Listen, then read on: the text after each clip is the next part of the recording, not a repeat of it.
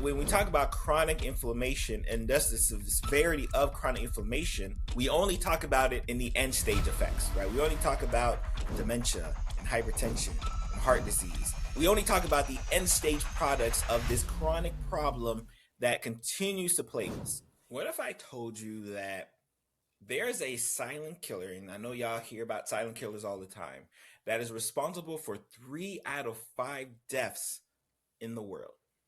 And it's something that we keep talking about a lot, especially in healthcare, but I think people disregard it because we say stuff like hypertension, diabetes, cardiovascular disease, right? I think because people are almost tuned out to those phrases and that terminology that they completely just block out the fact that chronic inflammation is a silent killer that no one continues to take serious. But you guys are going to take serious today, right? I'm your truly Dr. Pierre, board certified internist. Today we're going to talk about how chronic inflammation has become such a problem, such a silent problem, but now deadly problem.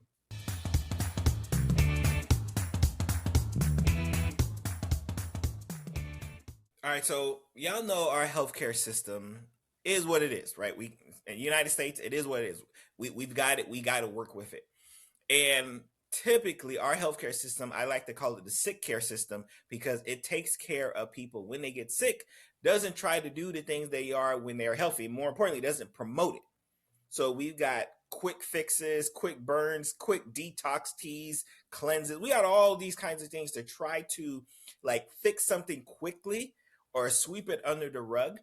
But when we talk about chronic inflammation and thus the severity of chronic inflammation, we only talk about it in the end stage effects, right? We only talk about dementia and hypertension and heart disease. And we only talk about the end stage products of this chronic problem that continues to plague us.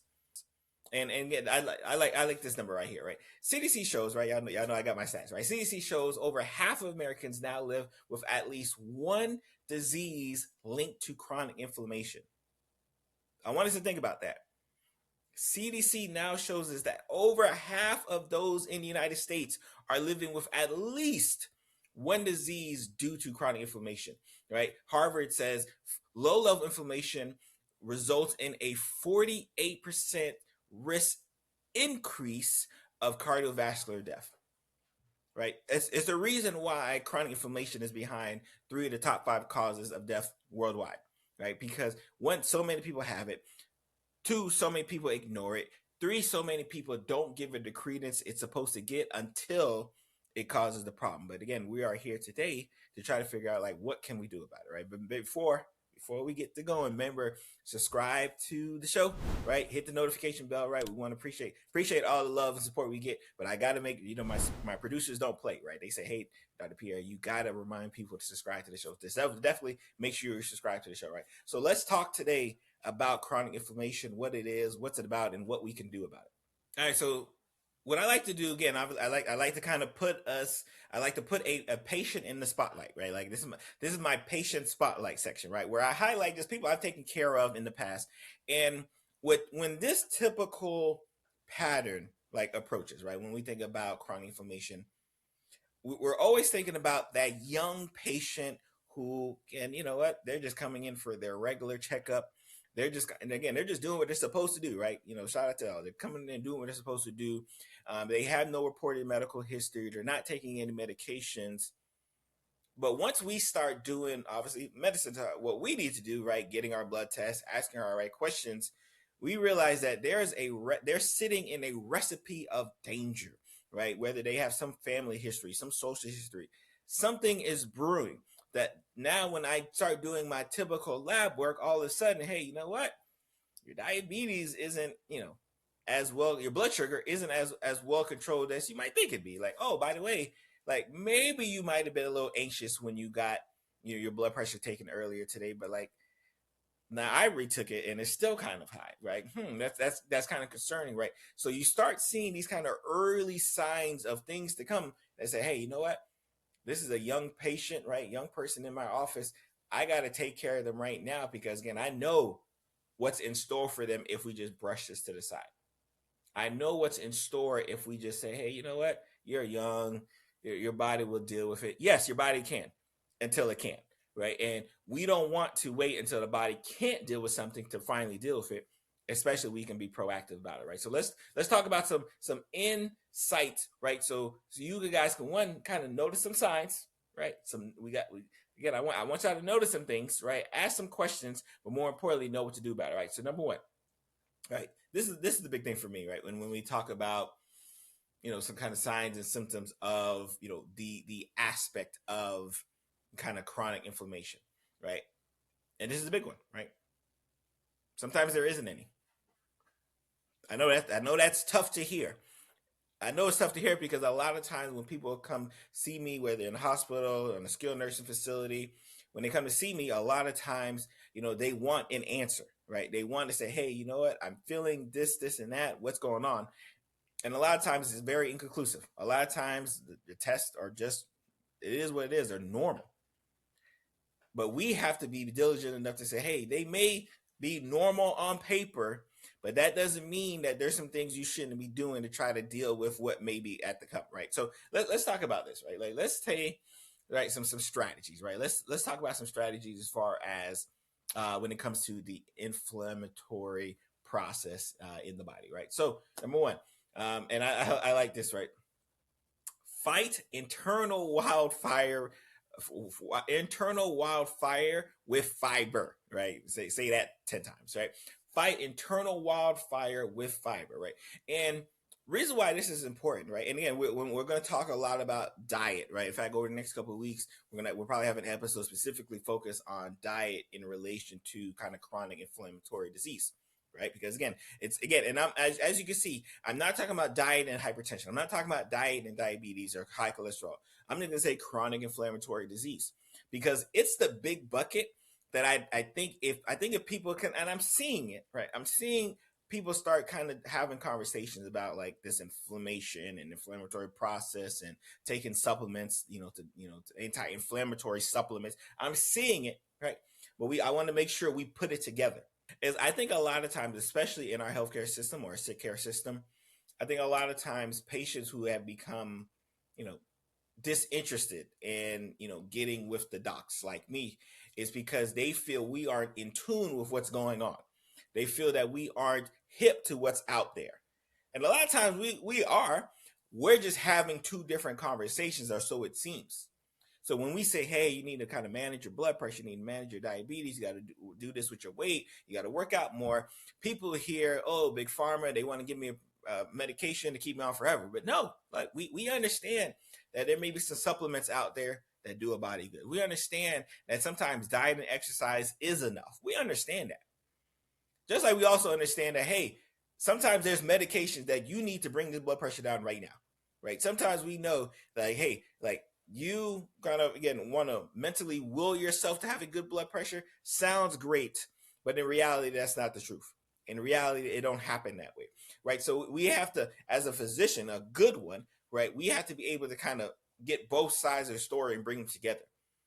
Get the supplements and the good supplements and say, yes, you can come over here. Get the good, the minerals. Yes, you can come over here. Right. We're going to talk about peptides in a future episode because I see that brewing as well. But then we also know that, hey, there's some medications here in my back pocket that I think would also do you well. Right. So there's a lot of things that combine when we talk about our healthcare. Right. So when I'm talking about this chronic inflammation, right, I don't want you to be scared like I'm talking about some new process. No, I'm talking about diabetes. I'm talking about hypertension. I'm talking about high cholesterol. I'm talking about stroke risk. I'm talking about all of these things here.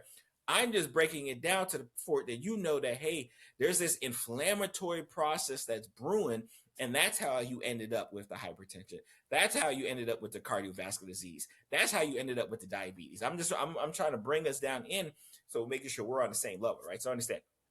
So number one, get your fiber in. 1 in 20 Americans don't get enough fiber, right? That means increase your veggies, right? Put in the comments if you have a veggie with your meals, right? And I'm not saying all 3 meals because I guess you could have veggies with breakfast, but as you can tell, I'm not a big veggie person. But at least one of your meals, preferably dinner, should have a good veggie, proportion to it, right? So get your veggies in. break the sugar loop. This is important, right? Sugary drinks spike your insulin, keep insulin high. Again, and that when it keeps the insulin high, the body's having to rev up, inflammatory process shoots up to the roof. Drink your water, guys. Like I got my water right here for me. Get your water going. Move. I can just stop right there. A lot of y'all not moving. A lot of y'all go to work, right? In fact, let me paint the scene for a lot of people. A lot of people are waking up. Let's say they wake up 6:30 in the morning, 7:30 in the morning, brush their teeth, eat breakfast, go to work where they're stationary for about 6 to 8 hours outside of lunch breaks and going to the bathroom to tack on an extra 15 to 20 minutes in your day, right? So instead of working 8 hours, minus that 1 hour for lunch, minus about 15 to 30 minutes for bathroom breaks, right? You're working about 6.5, right? We know the game. I know. But a lot of y'all are very stationary. Again, I'm a physician. I do a lot of rounding, right? So I have to walk. But then there's times where I got to sit at a computer and type away, right? Thank God that the rounding makes me walk a lot, because I can only imagine if I only had, like, let's say if I was doing outpatient medicine only, right, where all the patients are coming to me and I might walk, 10 feet from room to room, right? That might be my only walking, right? And then I'm back to computer typing. A lot of us are very sedentary. So move, 20 minutes a day. Move. We got to get your exercise up. This is a big one. Y'all. Get your sleep in. A lot of y'all are, oh, I don't sleep well. I don't, I need 2 hours of sleep. All right. Sounds good. Your body's probably screaming, right? And you're talking to a person who typically sleeps I'd say about 6 hours. I'm not an 8-hour sleeper type person. I wish I was. My body put it in the comments. My body starts like hurting. My eyes start hurting. I get a little headache if I sleep too long. I can give you about 6 hours. 6 hours. Let's rock. I'm ready. I'm ready to run through the brick wall after 6 hours. Some of y'all are sleeping not enough. You guys are too stressed, doing too much stuff in the bedroom. Not explicit, but like you're just doing too many things that has your mind like going, a mile a minute that you can't even fall asleep, right? And we've had plenty of episodes. We got one of our bigger episodes on YouTube is our sleep apnea episode, right? Because a lot of people got sleep apnea, right? So understand, get your sleep. And this is a big one. Monitor, don't guess. Yes, there are certain labs that we can do. There are actually certain labs that we can do that monitors the inflammatory process in your body, right? Ask your doctors for them, right? CRP, sed rate. Now, especially from a cardiovascular standpoint, you see a lot of times, you may be hearing about it on TV, right? Where people are getting like calcium scores and whatnot. A lot of that is kind of inundated with the process that if I have a higher calcium score, I have a higher inflammatory rate, that higher state of inflammation going on in the vessels around my heart, which increases my risk for heart disease and stroke and all that other stuff here. So again, this is not a fad. As in medicine, we realized the message was about hypertension and diabetes, and we're trying to kind of narrow it down and bring it back to a level to say, hey, let's get closer to the origin. Like let's see what's happening before that person gets to become a diabetic, before the person gets to a raging hypertensive patient. Let's see what's happening beforehand. So that's why you're seeing a lot of the tests, a lot of the conversations, a lot of the the treatments are kind of focused on like, all right, maybe if we work on this inflammatory process, right? Because a lot of y'all still think diabetes is about sugar. It's not, right? I've talked about this. It's not. So understand that this is extremely, extremely important when we're talking about our disease process here. So let's talk about. Oh yeah, this is the myth section, right? Don't fall for social media myths. I almost have to say this once a week, and this is a person. I'm on social media, right? I am on social media. I got a book. I'm a physician, an actual physician. If you're gonna get on social media, follow the right people. That's all I ask. I'm not saying don't get your stuff from social media. I'm saying don't get your stuff from social media from people who should not be giving you the advice. Like this is my best example, and that's why I always give the best example, right? I'm a techie type person, right? Like I'm good on a tech, but when it comes to like let's say Home Depot related things, construction related, like I don't know what's going on. Put me on Best Buy, I'm good to go.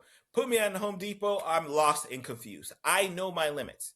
So I can't go online and be talking like I am, Tim the Toolman Taylor, right? I'm not going to do that, right? It makes no sense in the world, but there's a lot of people who do it. And unfortunately, because you guys don't know any better, you guys are following those types of people. I don't want you to follow those types of people. You know what I'm saying? I don't want you to do that, right? So understand, now we're not saying don't get your information from social media, because obviously if you're watching or listening to me, you likely found me off the social media, right? You like, because again, I don't have no outpatient practice. So if you're following me, that's where you likely got me from. I'm just saying, understand who you're getting it from, right? And then, this is one. Y'all know. Yeah, again, my supplement folks, y'all know I love y'all, right? But like, y'all don't do enough education to be trying to sell, your proprietary, gummies and things to reduce inflammation, and not do enough explanation on why that reduces inflammation, right? So just stay away from those things unless you can verify, right? I always tell people, verify me, right? In fact, if for those who may not know, or like, you know what, I don't know if this guy's an actual doctor, just Google, right? Dr. Pierre medical license, right? It pops up, right? Like, it's like, this is what we do. I implore you to do it, right? Because I want you to do that to everybody else, right? I have no problem you looking up to see if I'm a regular doctor, because I want you to do that to everyone else. Everyone who gives you a health advice, I want you to be like, why is this person giving me health advice? Let me check their medical license. Like, oh, you don't have, like, no, I'm not listening to you, right? Oh, why is this person giving me financial advice on life insurance and infinite banking? Let me see what their credentials are. I just want y'all to start looking at credentials and recognize that expertise actually means something, especially when it comes to your health, right? So that's all I ask for. I won't go into more. Right? So again, understand, right? As we recap this thing, understand when it comes to inflammation. When it comes to inflammation, it is a serious problem. It's probably not one that you hear us talk about a lot, because we say we talk about the end result issues. We talk about the hypertension, the diabetes, the high cholesterol, the strokes, the cancers, the dementia. We talk about all of these things here, but we're bringing it back. If you're a Lunch and Learn community member, which you should be, link is in the show notes somewhere. Join the newsletter. If you're a Lunch and Learn community member, understand that these are what we're trying to prevent you. We're trying to get you from that downwind effect that we know is coming if we don't do nothing about it, right? So if you get nothing from today's episode, understand chronic inflammation is the silent killer behind the silent killer. A lot of times when you look at silent killers, they talk about blood pressure disease. But guess what? Now, when I want you to hear about silent killers, I want you to think about, hey, you know what? That chronic inflammation, that's a problem. 3 out of 5 people, three out of the top 5 causes of death worldwide due to chronic inflammation. That's a problem. That's what I want y'all to get to.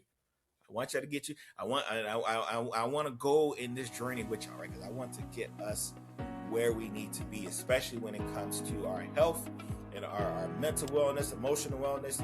I want us to be as prepared as we need to be for things to come. Right. So again, I am yours truly, Dr. Pierre. I'm gonna see you guys next week. You guys be blessed.